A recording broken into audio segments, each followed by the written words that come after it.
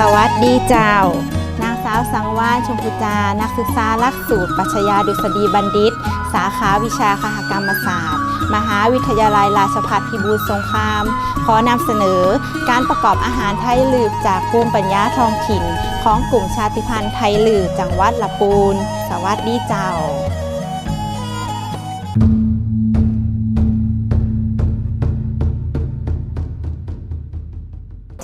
สวัสดีเจ้านางบัวไข่ผ่านใหญ่อายุได้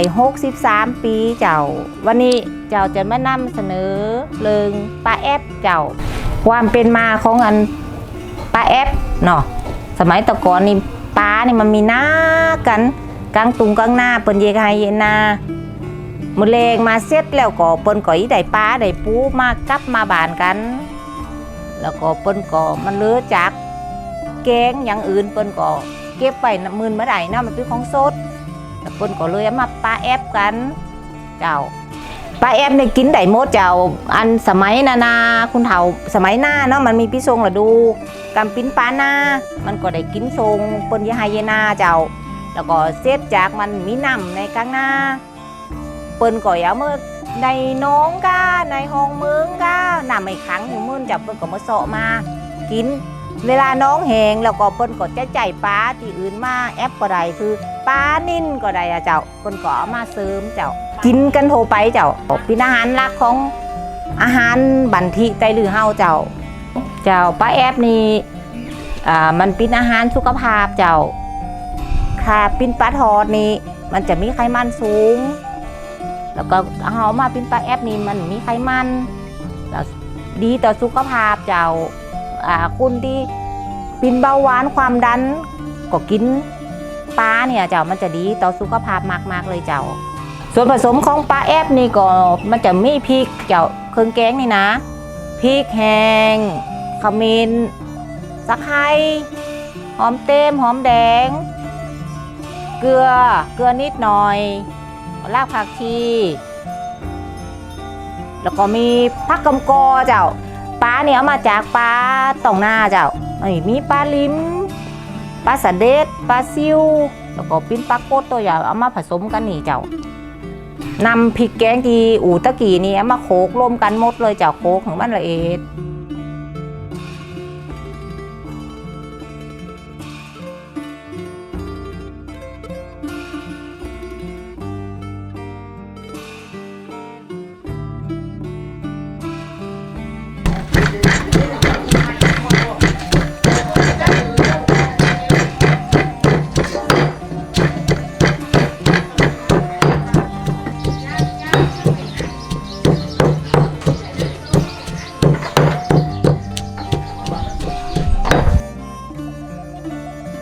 พริกที่เราตำโขลกรวมกันตะกี้เรา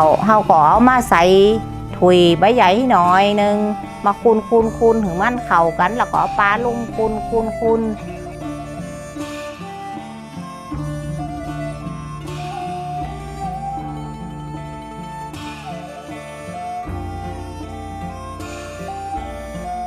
ถึงมันเข้ากันเสร็จเรียบร้อยแล้วก็เราก็โรยโดยกอมกอหรือว่าผักปอมผักชีโรยมันคูนเข้ากัน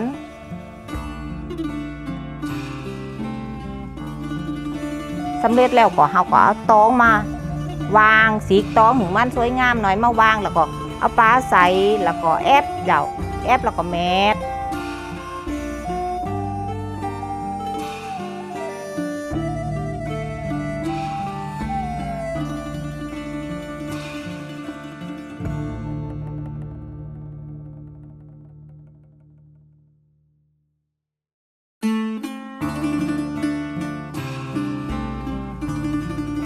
แม่เสร็จแล้วไล่ห่อแล้วเขาก็ซุ้มไฟดังไฟเอาหยังย่องหางโลงมันสูงให้หน่อยนึงเพราะว่ามันจะได้มีกลิ่นหอมเวลาเขาไปตำมันจะใหม่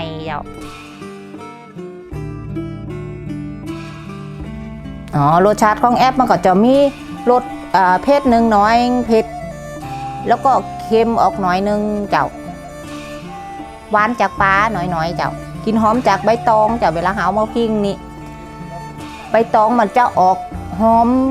มันจะเห็มแล้วก็ไม่หอมจากใบตอง ส่วนใหญ่นี่ปลาแอบนี่จะนิยมกันกินกับข้าวเหนียวหรือว่าข้าวนึ่งบ้านเฮาเจ้ากินได้ทุกมื้อเจ้ากลางวันก็ได้มื้อแลงก็ได้มื้อเจ้าก็ได้กินได้ทุกมื้อเจ้า